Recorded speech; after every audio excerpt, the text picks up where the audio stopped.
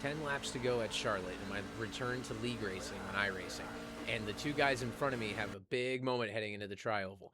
I'm on fresh tires. I was running third at one point in this race. I want a top 5. I need to make a move. But before we see what happens, let's go to earlier in the day where my first league race in about a year happened. So this was a 2 race in one day event. We opened off with the Charlotte Roval, the road course, of course.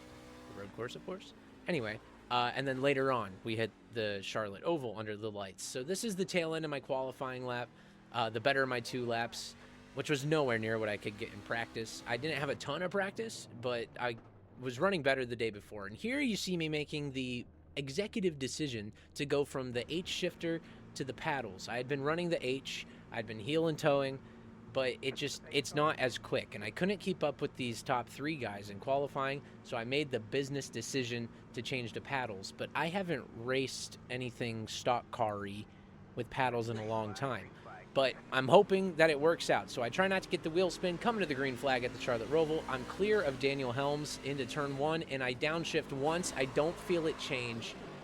I hit the paddle again, which sends me to first gear, and I totally embarrass myself in turn 1. Now, I didn't have my audio recording, but on my face cam, I say, watch this, because I'm confident. I am fully confident, despite a little kiss in the wall there, that I can find myself back in this field. I laugh at myself in the text chat real quick with an LMAO, and I put my head down and try to salvage something out of this race. And by the end of the first lap, I've caught up to the 86 of Caden Betty, who is very slow through the final chicane, holds me up a little bit, throws off my rhythm, and into turn 1, a lot of wheel spin out of that final corner. I sent it to his inside, and I feel as though I finally, it took a lap, got a handle on using the paddles. Because it is very different using the paddles in a particular car after you're so used to the H. So I'm still not perfect. You see a lock up there into the front stretch chicane, but I cleared David Cannon, who's facing the wrong way, and I'm up into 9th. As we enter lap 6, we see Nick Bentz in the 81 spin just ahead of me. I go around the outside, and that moves me up to 8th. I got around Joseph Darmafal at some point. I think he had a moment, and I've caught this battle for 4th between Joe Bolwin, Justin Knapp, and Thomas Gayer. And this was a fustercluck, for a lack of better words, and I knew I was quicker if I could clear him. So I go for the big send around the outside of Thomas, and there's just no grip this far out in this right-hander, and I slide out into the hairpin, which I could never quite get right. I keep it to the inside. You see a lockup on the left there, and I tried to get the power down, but I was very, very conservative getting the power down as we got onto the banking all race, basically. I just never felt fully confident. I don't know how the top 3 broke away and drove off the way that they did, but I was having fun regardless. In this battle for 4th, that's where I started, and I was like, if I could get up to 4th, I'd call this a mission success. I was facing the wrong way out of turn 1, so a great run there through the backstretch bus stop. It sees me on the bumper of Thomas Gayer.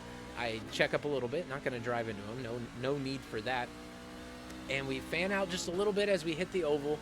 And this next braking zone is very important, because if you get it right, you can make up a lot of time. So I cut to the right side to kind of stretch out the track and stretch out my braking to avoid locking up. I get a great run because I really back down the entry. Into turn 1, Thomas has a peak on the inside of the 08 of Justin Knapp. I hanging out to the outside, give the wall a kiss, and cut back down, and I clear all 3 of them. And boy, was I pleased with that move. And just like that, I'm up into 4th.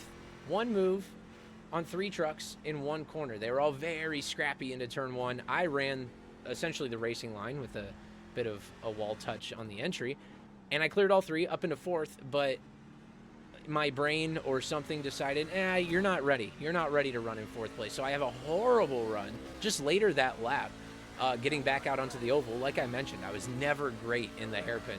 And Joe Bolwin just goes to my inside. I'm going to do my best to race him here on the outside of the bus stop, but it's my first time going on the defense into this chicane, and I totally overdrive it all over the sausage curbs. Sorry to Justin Knapp. I know I probably blocked you off there cutting back onto the track. I get the penalty, which clears itself, and I need to get my head down. I need to get back into it. And the next lap, Joe Bolwin decides to test the integrity of the wall, and that helps me catch up right where he caught me the lap before. I'm going to squeeze it to the inside. Very respectful to not cut me off there from Joe. And now I'm going for the same move that he went for. Into the braking zone. I wheel hop a bit, slide it in, but I've got the job done. And now, in my mind, I'm thinking, okay, job done, P4, let's drive off. And into the infield on the next lap, lap 12, we've caught Caden Betty again, who's a lap down. And into this right-hander, I guess he decides, no, you don't deserve 4th place quite yet. You got to earn it one more time. So he sort of blocks the entry there, sends me into the grass. Maybe I could have been a little more patient trying to get around him. I don't know, but Joe gets back on through again. So I really try to widen out the entry of the hairpin, slips under braking anyway. I don't get the exit I need, and back onto the oval, I'm in 5th again. I just cannot shake Joe Bolwin, whether it be my own incompetence or catching to a lap car. I just can't settle into that 4th position. Something has gone wrong, I believe 3 laps in a row. But into the bus stop, something goes wrong for Joe, and he goes deep, just like I had a couple laps before. Cross him over as he cuts back onto the track, into P4, and I promise that's the last time I get it. And you see here, we cut. It's the white flag lap, and I settled into P4. I did my best to try to catch Daniel Helms in 3rd, but he was gone.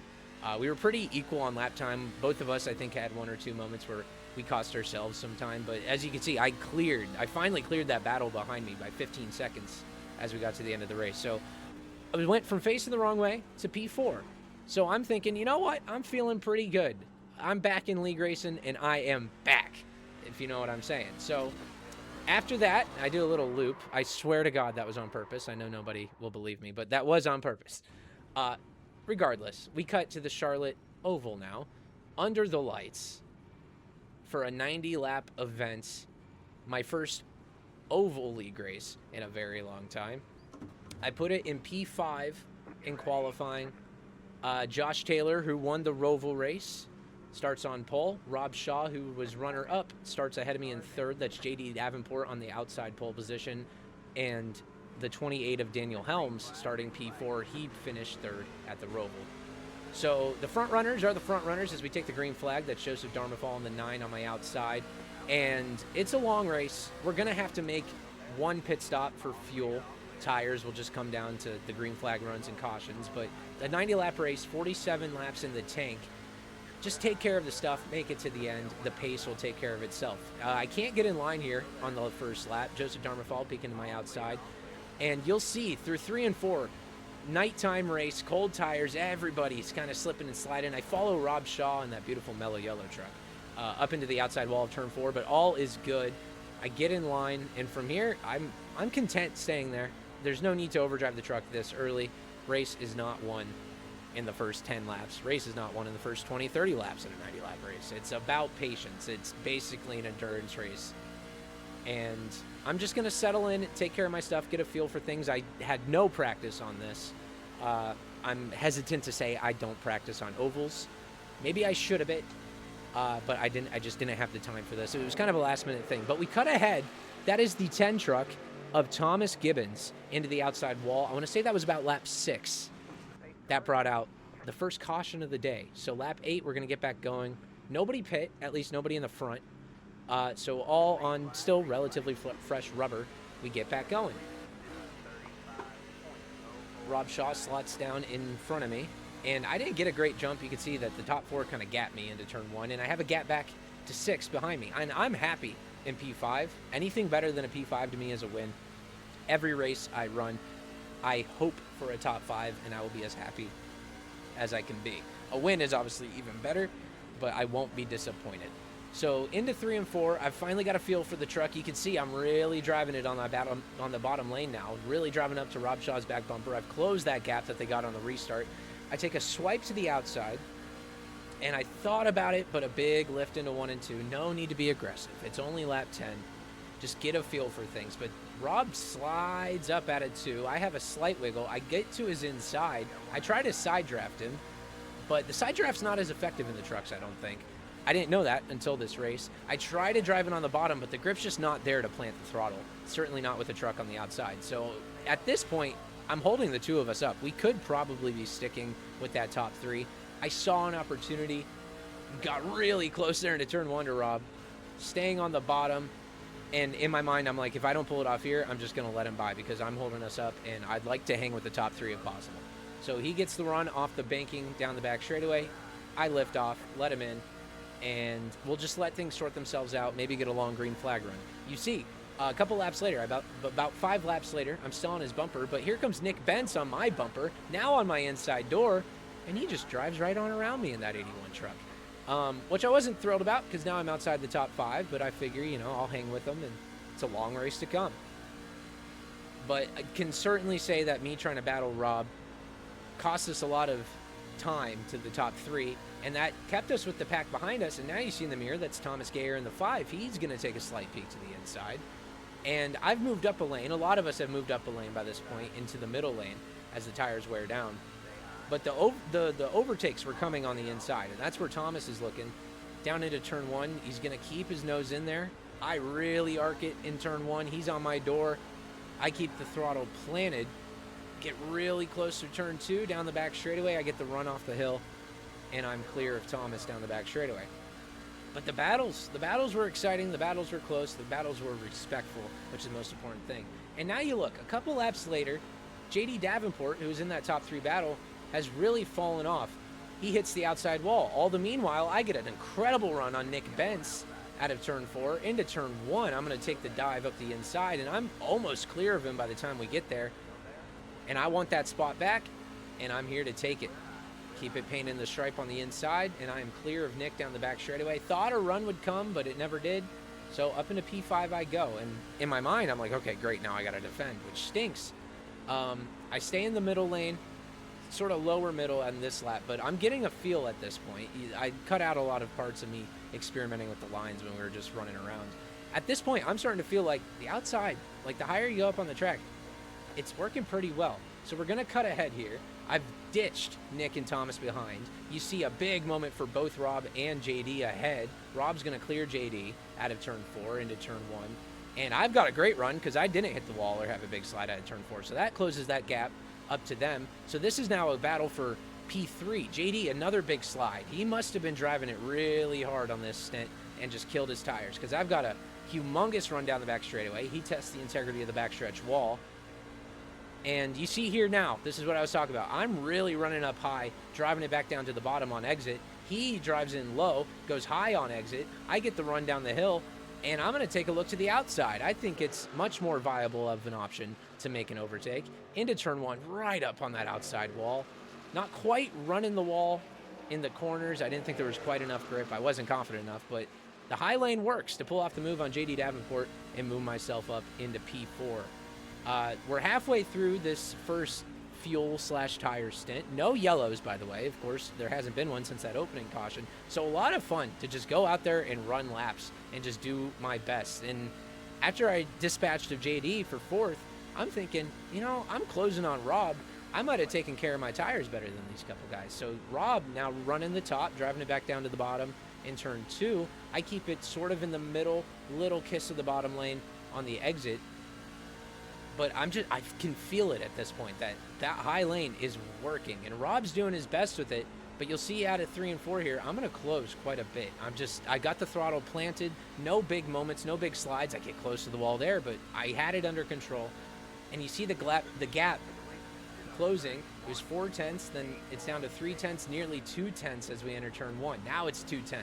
I'm in his draft for sure now, and it's going to help me close on the back straightaway if I can get the run off the hill, which I do. The truck feels great. On lap 32 out of 90, I'm looking to make a move into P3. Josh Taylor, winner of the Roval race, is gone. Daniel Helms, who finished P3 at the Roval, he's 3 seconds up the road. Maybe we can get to him. I don't know. But out of turn 4, I've got the run on Rob on the mellow yellow truck. I go to the outside in the tri-oval. I'm going to try to make a copycat move of what I did on JD Davenport a couple laps before and do it to Rob Shaw. So right up on the wall. I've got Rob on my inside. I keep the throttle planted. I feel the air from his truck. I come off the gas for just a millisecond, but it's not enough to slow me down. And up into P3 I go, and I feel great. A P3 in my first oval league race in a long time. I'm very, very excited. I feel great in the truck. The high lane is fun. The high lane is working. And I have driven by and cleared the last 2 guys I've passed. So I feel quick. You see in the mirror, I gapped Rob just a bit, but we went green so long that we have to make green flag pit stops, which are always a blast. But I haven't made a green flag pit stop in a race in a long time.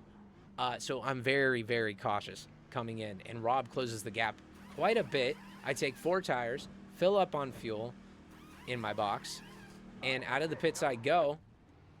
And I must have had a much better stop than Rob, or maybe because Rob hit the wall once or twice, I believe. I was gone from him. You see on the relative 2.5 seconds, Rob Shaw, who was my closest competitor as we started the green flag pit cycle, he's not even a speck in my mirror. But JD Davenport, who pit way before, got the undercut on me. He's ahead of me. And I'm quicker on him on my fresh rubber, so much quicker that it sort of catches me off guard. I have a big moment through 3 and 4. I did a great job to catch the slide. And that truck ahead of JD is Thomas Gayer in the 5, who's yet to pit. He was thugging it out, hoping for a yellow or something. So Thomas on really old tires, JD on sort of new tires, and me on brand new rubber, all sorts of tires, trucks all over the place. Really, really exciting, really, really fun. I've got the run this time on JD. I don't intend on sliding this time. I go to his outside in 3 and 4, and I get the run off the hill, and I'm clear by the start-finish line. So I'm having a lot of fun, and I'm thinking I was third when we started the green flag pit cycle. Everybody's pitting. I'm going to cycle through back to third, and I'm going to bring this home in third, as long as there's not a caution. And a couple laps later, JD Davenport, coming out of turn 2, has a bit of a wiggle, and this is Justin Knapp in the 08, comes down, sends it to the inside. Contact, they're both in the wall. And I want to say on about lap 60 was our second caution of the day. And that was sorry, let me correct myself. Lap 70-ish was the second caution of the day. That was about 20 laps on our tires. Everybody pits. I make a business decision, an executive decision, to take just right sides. If you ask me why I made that choice, I don't really know. I didn't think the left sides would be that worn. And really, they shouldn't have been, based off how worn they were when you pit after the 50-lap green flag run. But everybody else takes 4. I'm restarting first, so I let a couple laps. But now I'm thinking, I'm at such a disadvantage here. I hope I can just bring this home.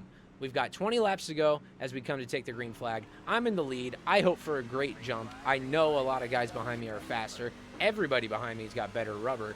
So I'm just going to do my best and hopefully not get caught up in a wreck or anything. Maybe hope for another wreck so I can just come in and put left sides on it.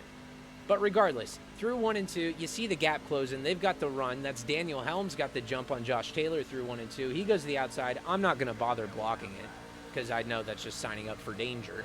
So Daniel Helms to the outside. I'm going to do my best to hold it, and you see a big slide on the bottom. The bottom just had no grip to try to make a move. And I come back up in front of Josh Taylor. He goes to the inside. I decide to just give it to him. And just like that, I'm down to third. Now here's Rob Shaw, who was sort of my closest competitor through the entire first 2/3 of the race. Big snap through turn 2. Rob Shaw on my bumper. I do a drift out of turn 2. Shaw goes to my inside into 3 and 4. He's got the better rubber. He comes back up and up and over. Now you look at that there. It looks like Rob Shaw totally just pit maneuvered me, killed me. We're going to look at a replay here. And it was totally down to netcode. You'll see he veers all the way down, comes back up, and there's a bubble. He never actually touches me. It's just iRacing doing iRacing things. You see, here's a better angle. He doesn't turn me until the netcode turns me. And at that point, there was nothing he could do. So up and over I go, but I had a quick repair. So I could pull into the pits. Car's immediately fixed. Put 4 tires on it. I learned my lesson. Trust me. And back out we go. Race isn't over. I've got a clean truck. I've got 4 fresh tires. We've got 15 laps to go. Going to be 14 when we take the green. Let's see what we can get done. From 9th. Waiting for the start. Caden Betty in front of me, really jittery on the throttle on the restart. Kind of threw me off. I don't want to point fingers at him, but if he was smoother, I wouldn't have got such a bad restart. But anyway, you point 1 finger, you point 3 back at yourself. So I do drop back. Not a great restart from me. You see Caden Betty on the inside gets swallowed up by everybody on the outside. I'm going to follow Thomas through. And I'm thinking there's 13 laps to go. I was running a happy 3rd place earlier on.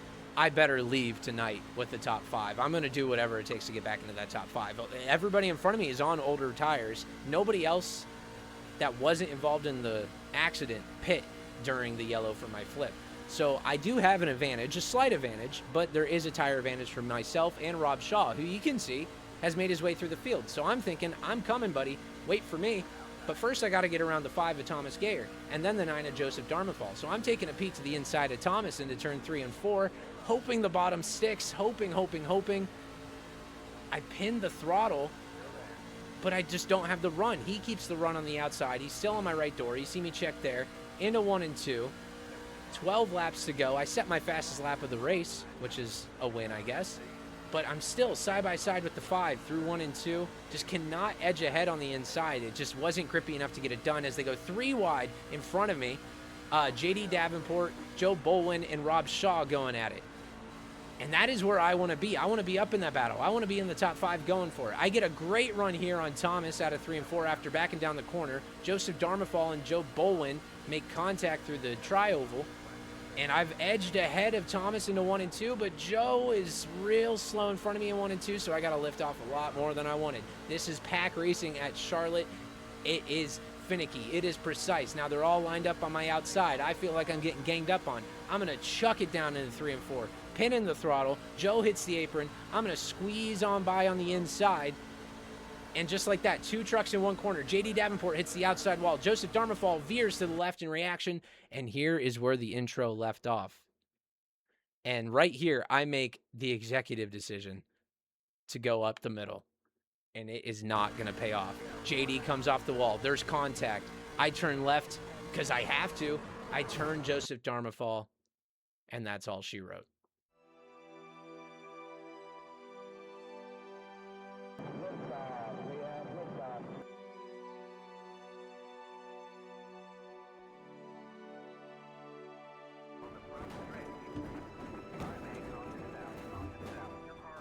I type whelp in the chat because that is all I had to say. I do real quick want to take a look at Justin Knapp's POV of my certainly fatal accident. Look at me go. I'm dead. I'm totally dead. I also want to look at this. JD Davenport never touches me. It's netcode again because on the onboard, it registered contact. I got a 0x for contact. So on my end, there was contact. It's just iRacing being iRacing. Nevertheless, I stuck it out to watch the end of the race. And after another late race yellow for Daniel Helms getting into the 81 of Nick Bentz, we had a green-white checkered, and here's me on the call. Josh Taylor will control the field to the green flag for this one green-white checkered attempt, and he's got a great jump, but can the field get the run on him? Thomas Gayer on the inside now with Rob Shaw heading into turn 1. They're going to have to work together if they want any shot here. Thomas clears the 50 into turns 1 and 2. Can they build up the momentum on the back straightaway?